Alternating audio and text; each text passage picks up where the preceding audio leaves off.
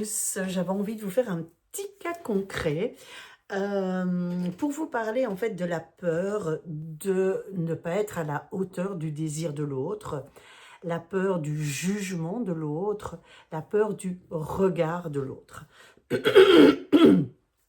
Ce qu'il faut savoir, c'est que ces peurs euh, émotionnelles peuvent en fait être beaucoup plus profondes que ce que vous pouvez imaginer.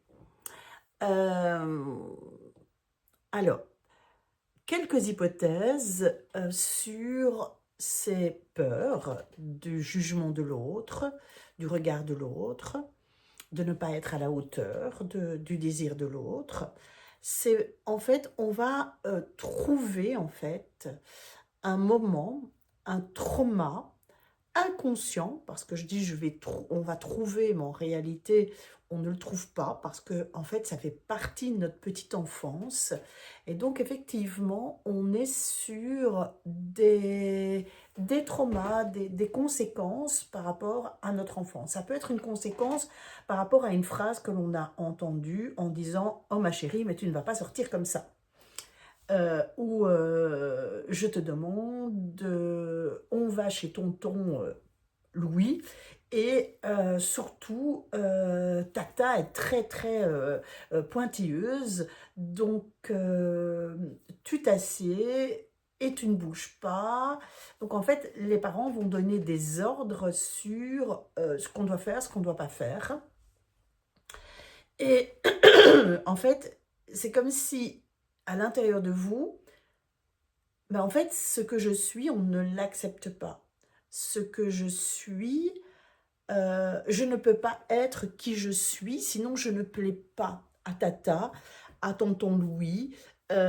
Donc effectivement, en fait, vous allez engranger des choses à l'intérieur de vous qui vous empêchent tout simplement en fait de rayonner de qui vous êtes.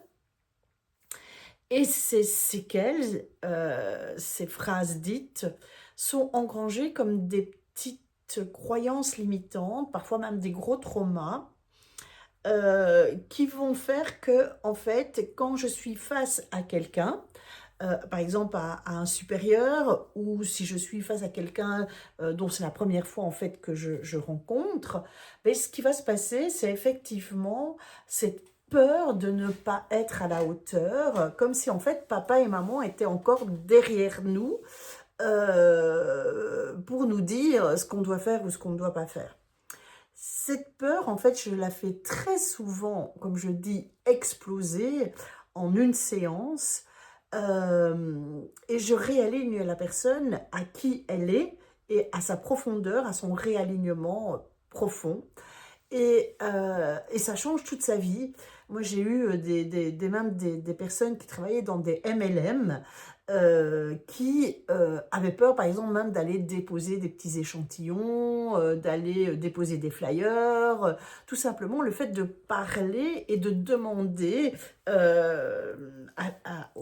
je veux dire, par exemple, dans un commerce de coiffure, je prends un exemple que j'ai vécu, enfin, que j'ai pu aider la personne, juste de pousser la porte et de demander si elle pouvait mettre des flyers dans son salon de coiffure. C'était toute une montagne, tout simplement parce qu'elle ressentait cette peur à l'intérieur d'elle et donc elle n'osait pas. Donc j'ai fait sauter cette peur en une séance et effectivement, mais voilà, il y a des choses comme s'il y avait des barrages qui sautaient. Et en fait, ces peurs sont vraiment bien bloquées quelque part dans l'inconscient parce que on ne sait pas exactement ce qui s'est passé pour nous bloquer comme ça, mais en tout cas, notre reptilien, lui, a bien fait une photo émotionnelle, l'a bien déposée dans notre instinct de survie, et quand on va vers quelque chose d'inconnu, mais directement, ce reptilien, en fait, nous envoie les warnings, danger de mort, danger de mort, danger de mort. Donc, il faut vraiment faire sauter cette peur, c'est important pour vous, pour votre futur, de vous réaligner réellement à la personne rayonnante que vous êtes. Si ce que je vous dis vous interpelle, n'hésitez pas à revenir vers moi, de mettre des commentaires sous la vidéo si vous vous reconnaissez, de partager cette vidéo si vous avez des amis qui vous ont parlé de cette peur. Et surtout, si vous le désirez, n'hésitez pas à revenir vers moi pour prendre une séance, pour faire sauter cette peur du regard de l'autre, du jugement de l'autre. Et si vous êtes intéressé pour devenir thérapeute et d'avoir les outils pour faire chez vos patients, vos clients, cette technique, je vous invite à revenir vers moi. Pour les séances individuelles, on est sur www.être-soi.be. Pour l'école, on est sur www.eitvo.com.